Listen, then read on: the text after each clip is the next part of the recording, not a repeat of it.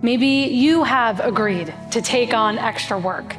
Maybe you have felt the pressure of living up to the expectations other people have of you, or maybe the expectations you have of yourself. And maybe you have found it hard to turn off your brain from work.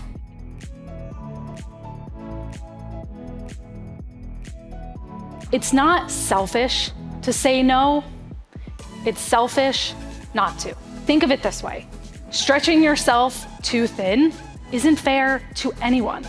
It's not fair to your boss, your team, your colleagues, your cross-functional partners, your family, your friends, and most of all, to you.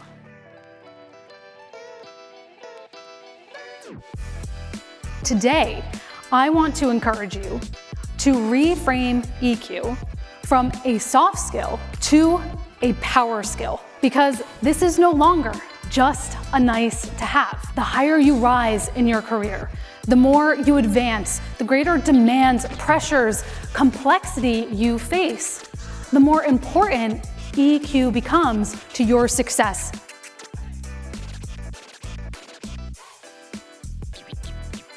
The reality is, work is about people, and emotions are an inseparable, inherent part of being human. Because at the end of the day, exercising EQ in your leadership is not about making the easy decisions.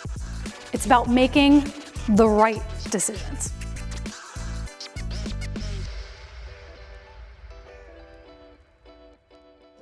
Let me guess. Have you ever been told you're too sensitive? Perhaps you've been given feedback and performance reviews that you care too much, or that you need to grow a thicker skin. If so, you are not alone. And I'm here to tell you that your sensitivity can be an asset. You can build relationships, respect, and recognition to get things done, all while being authentic.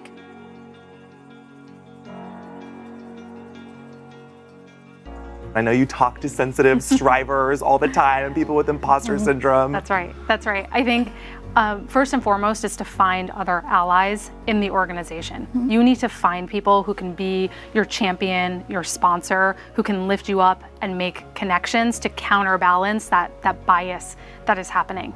And I think also what goes hand in hand with that is building your own visibility, being able to talk about not just your work, how you're doing it, the process you're taking, the rationale, but also to be talking about your accomplishments so people see that you actually get results.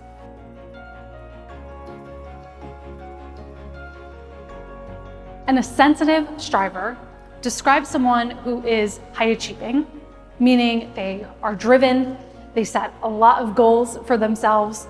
They may also put a lot of pressure on themselves to succeed.